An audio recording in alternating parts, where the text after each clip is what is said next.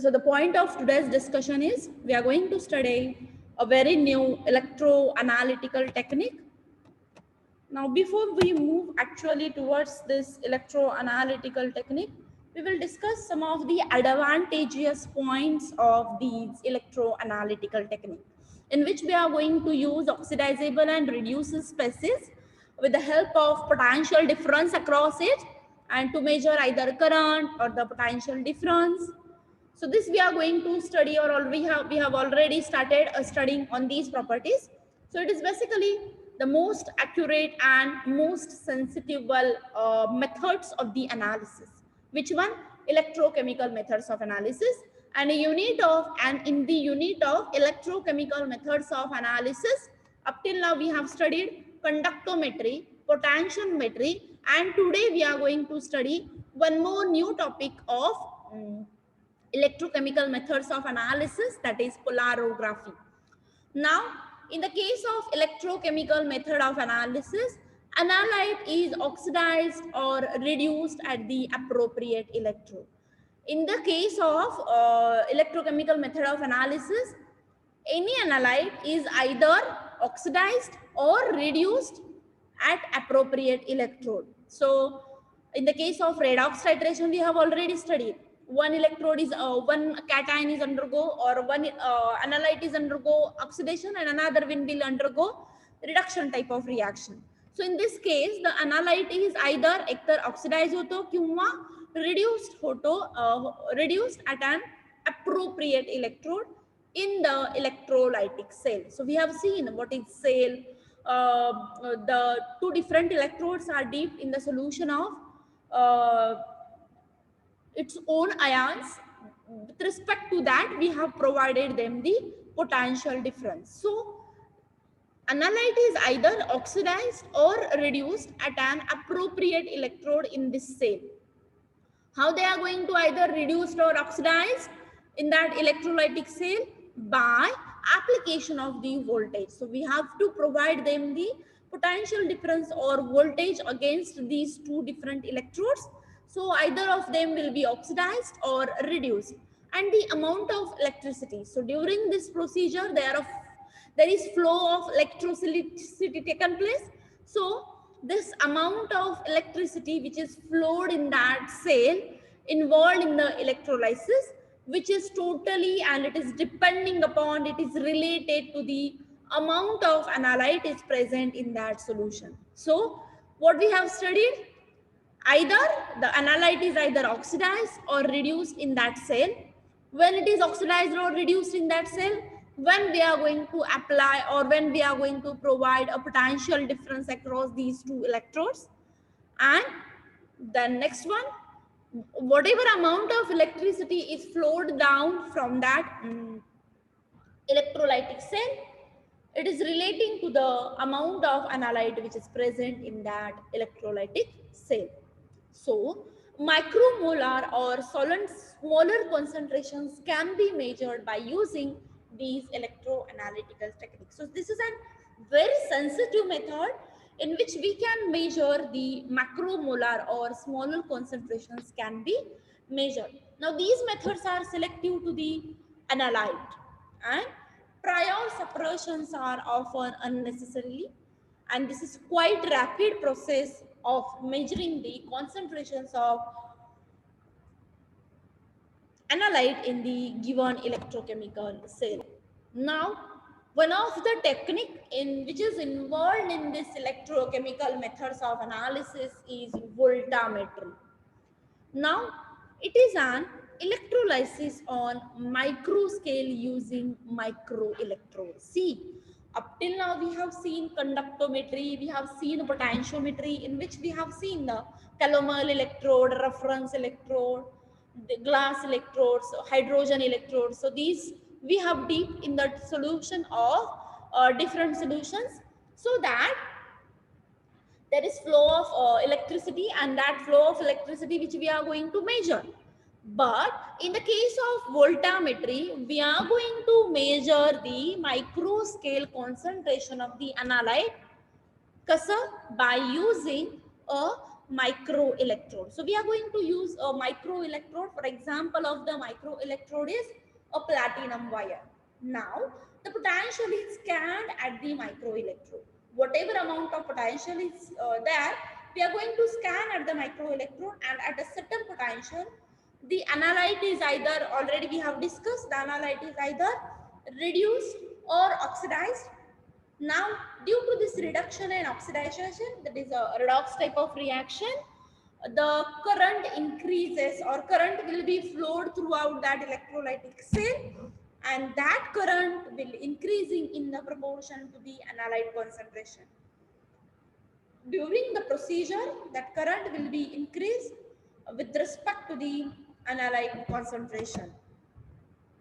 Now, one of the very important technique which is involved in the voltammetry as well as the electrochemical methods of analysis is polarography. Now, in this technique, it is basically a voltammetric technique by using a micro electrode. Just now we have seen, we are going to use, or we can measure the concentration at a micro level also by using a micro electrode. And here is the very important micro electrode is dropping mercury electrode. Now, the polarography, it is very important analytical technique, and which is discovered by, or it is devised by Hevorsky in 1922, and he has got a Nobel Prize for this technique in 1959. So this technique, which it is discovered by the Hevorsky scientist in 1922. Now, what happened, or what is the technique actually involved in this process? So the plot of current versus voltage is used for the analysis. So what we are going to do, or what he has done, he has plotted a graph of current versus voltage, which is used for the qualitative and quantitative analysis for either the analytes undergo electroreducible or oxidizable elements on the group. So whatever amount of analyte is either oxidized or reduced, depending upon that, we are going to plot a graph of current versus voltage, and that graph is actually used for the determination of qualitative and quantitative analysis. Now, in polarography, one electrode is polarizable. See, we are going to use the two electrodes, but in this technique, one is polarizable. One electrode which we are going to use is polarizable because he has very minute surface area which is compared to the large surface area. That means in this dropping mercury electrode technique, we are going to use one electrode with a smaller surface area and another electrode with a larger surface area. Now, the electrode which we are going to use with a smaller surface area is known as indicator electrode.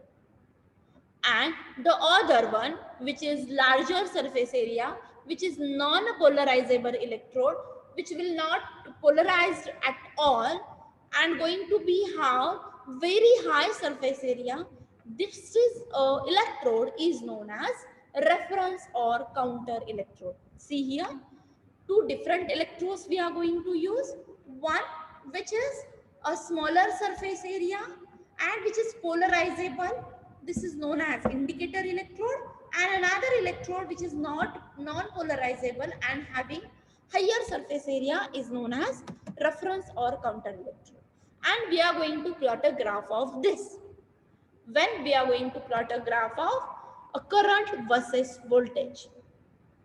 So we are going to plot a current in the x-axis and voltage which we are going to apply on the y-axis. So the current will be flowed throughout this medium or throughout that cell, which is going to be have a characteristic S-shaped curve. So here there will be a production of S-shaped curve, which is used for the qualitative and quantitative analysis of the ions. Which type of ions we are going to study by this particular technique? The ions which are electro-reducible or electro-oxidizable. So the ions which we are going to analyze or which we are going to study for this particular technique, these are either electro-reducible or electro-oxidizable. Now, we are going to study a very important technique, that is dropping mercury electrode. This is one of the very important concept with respect to the polarography. The question will be there on this point, that is the dropping mercury electrode. It is a working electrode made up of mercury which is used in the polarography. See here, we are going to use a mercury and going to construct a dropping mercury electrode. Now, this is the instrumentation of dropping mercury electrode. See what are the points actually involved in it. So it will consist, first of all, a dropping funnel for mercury reservoir. So there will be a presence of a funnel which is filled with a mercury, and which we can call it as a mercury reservoir. And this mercury reservoir, it is connected to the capillary tube for the fine bore, and the fine bore of this capillary tube is 0.05 mm. See, here we are going to use one mercury reservoir which is attached to the capillary tube, and the bore size of this capillary tube is 0.05 mm. Now, the overall arrangement of this dropping mercury electrode is such a way that we are going to apply a pressure of 50 centimeter of mercury, and when we are going to apply a pressure of 50 centimeter of mercury, this mercury reservoir or this fine bore of this capillary tube will produce a drop. This is actually a dropping mercury electrode, and this fine bore of this capillary tube will produce a drop of either 6 to 10 milligram in weight. So they are going to produce a drop of mercury which is approximately 6 to 10 milligram in weight, and which is available for the analysis for approximately 3 to 6 seconds. So this drop will be available for the analysis for 3 to 6 seconds. So here there is a construction. This mercury reservoir which is attached to the fine bore capillary tube, which is going to produce a drop of mercury. So this drop of mercury is used as a micro electrode here. So this drop is actually a micro electrode, which is, we can call it as having a smaller surface area, can be called as indicator electrode. Okay, so the instrumental part consists of a power supply with a battery in order to provide the potential difference across these two electrodes, that is indicator electrode. This drop is actually an indicator electrode, and this beaker or this another apparatus which is filled with a mercury. This mercury pool which is there at the bottom of this tube, in which it is mercury is filled in this sintered glass. This mercury pool is going to be act as a anode. See, this mercury fine bore mercury tube which is going to produce a mercury, it is actually a cathode, and the pool of mercury, when the mercury drop will settle down at the bottom of this reservoir or at the bottom of this apparatus, this mercury pool will be used as a anode. So there will be a flow of current across these two oppositely charged species will be done with the help of, by providing the potential difference across these two. Now whatever amount of potential difference is supplied here, we can measure with the help of voltmeter. Then amount of current will be flowing through this electrode will be measured with a microammeter, and EMF indicating voltmeter and galvanometer is used for the measurement of the current. Now,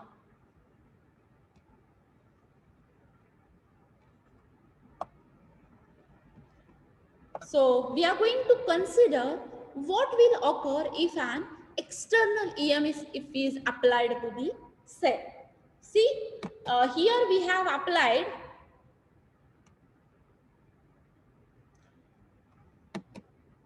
So here we have applied in situ potential difference. So the potential difference is it is within the circuit.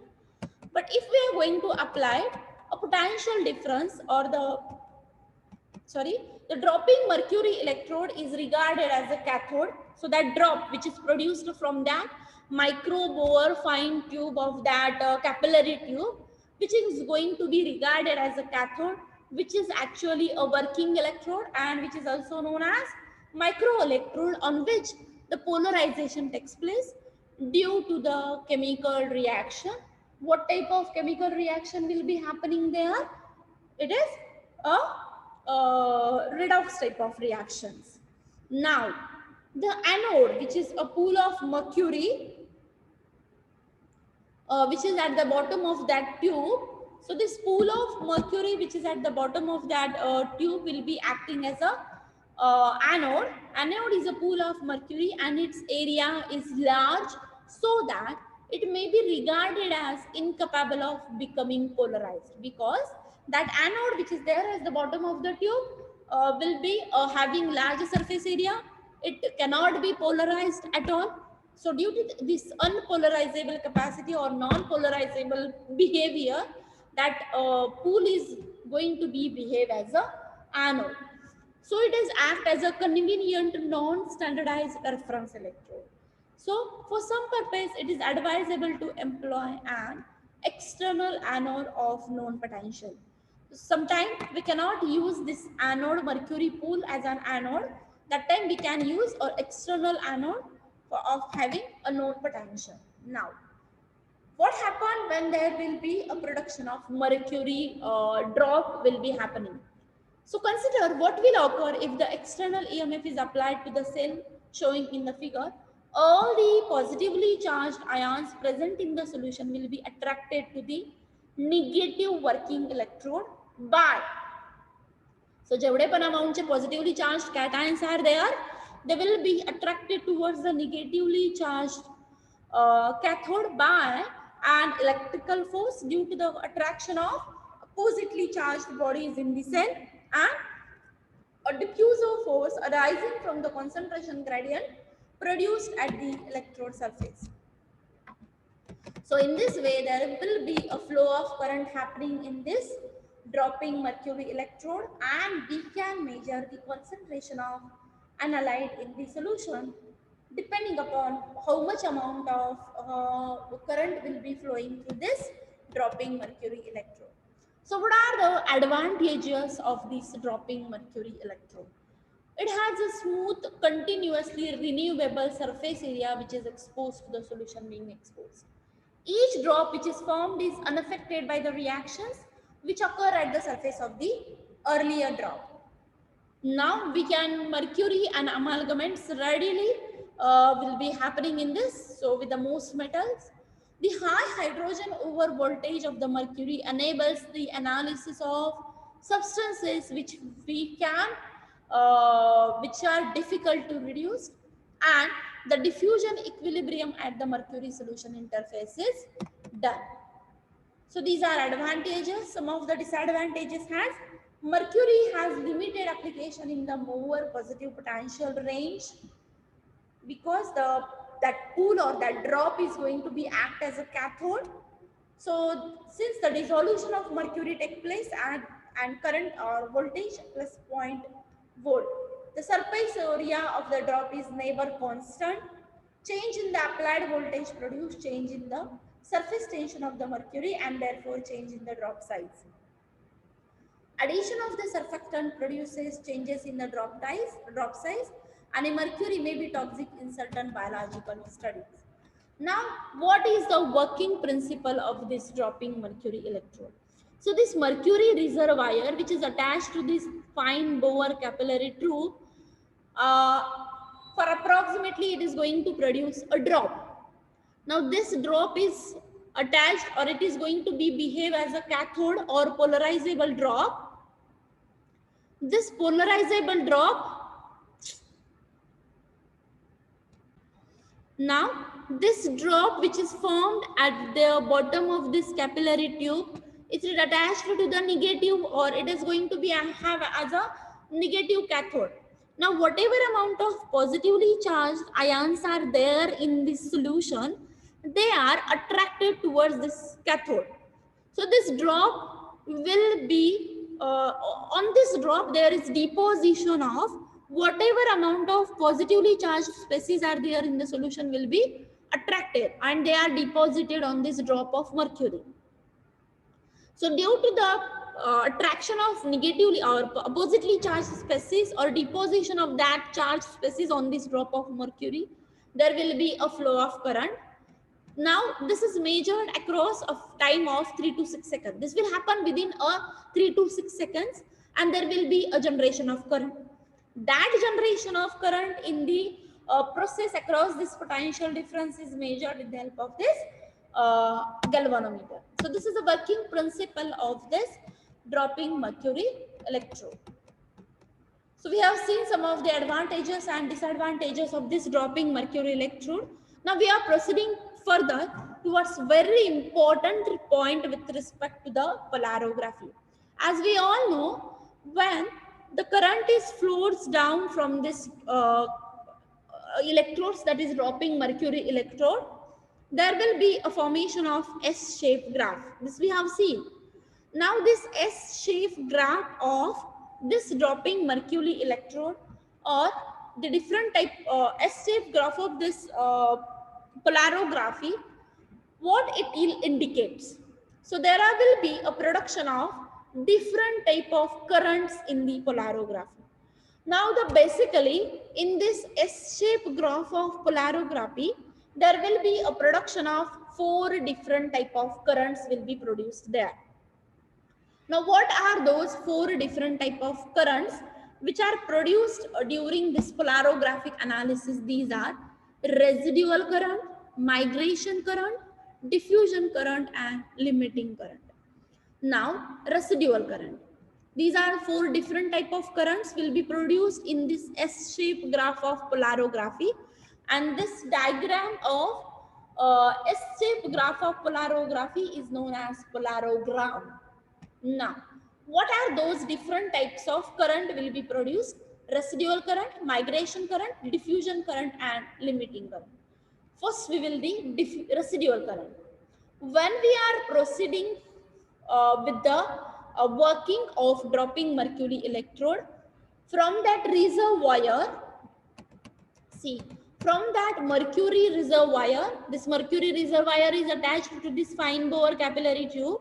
So the formation of drop from this mercury reservoir and fine bore capillary tube, during this process, when this drop is formed and all the positively charged ions in that solution will be attracted towards that drop, there will nothing happen, or there will not be any type of current will be flowed during this process. When the oppositely charged ions are attracted towards that drop of mercury, the flow of current, or the current which is flowed through this process, is known as residual current. Then after that, the positively charged ions across the potential difference will be attracted towards the pool of that mercury. The current will be flows down, and there will be an increasing intensity of current in this medium. That current is known as migration current, because the positively charged ions from that analyte will be migrated from that analyte to the drop of mercury. जेवढे पण amount positively charged species are there in that solution will be attracted towards that drop of mercury. As the ions or the positively charged ions are migrated from that analyte to the drop of mercury, the whatever amount of current is flows down is known as migration current. Now, the difference between residual current when the drop is not formed and limiting current when the drop is going to achieve a steady level, or the movement when there will not be any excess amount of positively charged ions are available in that solution. So this boundary between the residual current and the limiting current is known as diffusion current. And what is limiting current? When all the positively charged species are over, they are further, there will not be any deposition of oppositely charged species from that analyte to the drop of that mercury. The graph is going to be have a steady level. That steady level is known as limiting current. Now, what is the meaning of the word residual current? It is the sum of relatively large condenser current and a very small Faraday current. So when the drop is not formed or the drop formation procedure is going on, there will be a condenser current and a Faraday current. It flows down, which is totally depending upon how much amount of potential difference we have given to that system.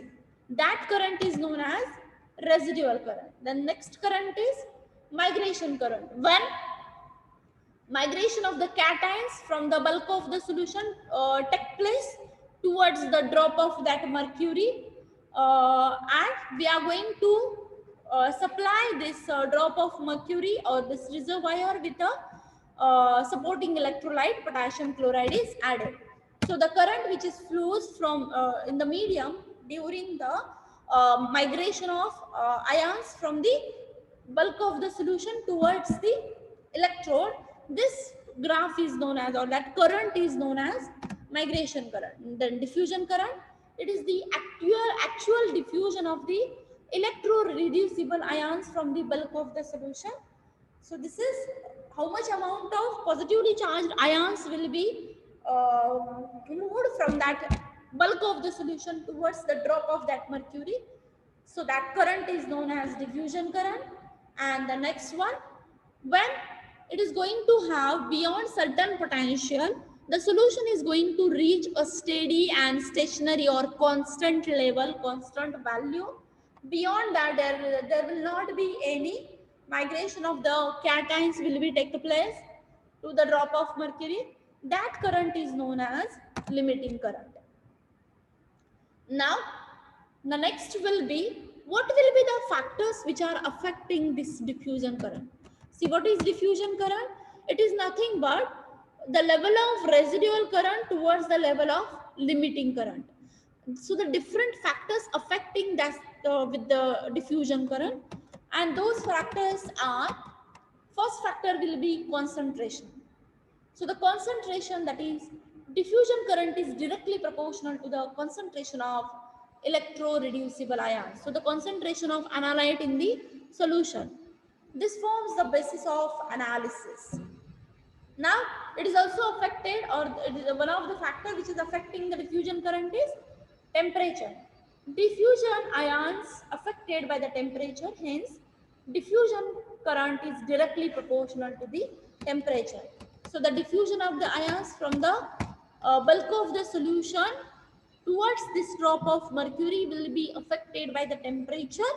So diffusion current is directly proportional to the temperature. Then viscosity of the medium. What type of analyte solution we have used, their viscosity is also affects the diffusion current.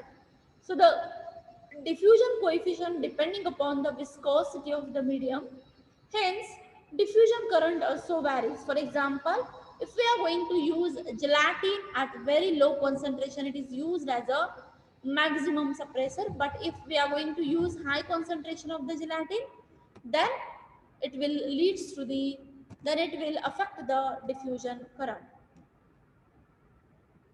Then it can affect the diffusion current. The next will be another factors for the affecting the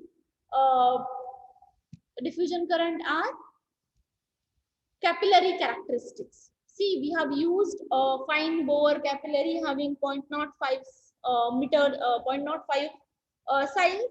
So, like bore size of the capillary tube, drop time in the seconds and pressure will be affected. See, they have given 0.05 bore size we are using, but if it is not there, then it will also affect the formation of drop from that mercury. So that bore size is also affecting the drop time, that is whether the drop is going to hang for either 3 to 6 seconds or not. and pressure of that mercury will affect the diffusion current. How much amount of pressure we have applied on that mercury reservoir, it also affects the diffusion current as they alter the flow characteristic of the mercury drop. Then presence of maximum suppressors. See, already we have discussed that there we are going to use a gelatin to attain the viscosity, but if we have added maximum amount of the gelatin as a suppressor, like gelatin disturbs and surfactant, they are going to also affect the diffusion current. So this is all about how the polarography will working, how what type of graph will be produced after the formation of drop of the mercury ions. What are the different type of graphs will be produced after the in the polarogram. But one of the situation is that there is formation of polarographic maxima. So this type of peak will be formed in the polarogram. Uh, so what is the meaning of the word polarographic maxima? In the graph of current versus voltage curve, a hump is normally seen. This bulging area or this maxima is seen in the absence of maximum suppressor. If we are not going to use a maximum suppressor, that is gelatin like substances, so this type of graph will be produced in the polarography. So the presence of these, that is maximum suppressor, leads to error in determining the half wave potential and diffusion current. If we are not going to use the maximum suppressor like gelatin, they are going to produce this type of graph. But if we are not using this, they will affect the half wave potential and diffusion current.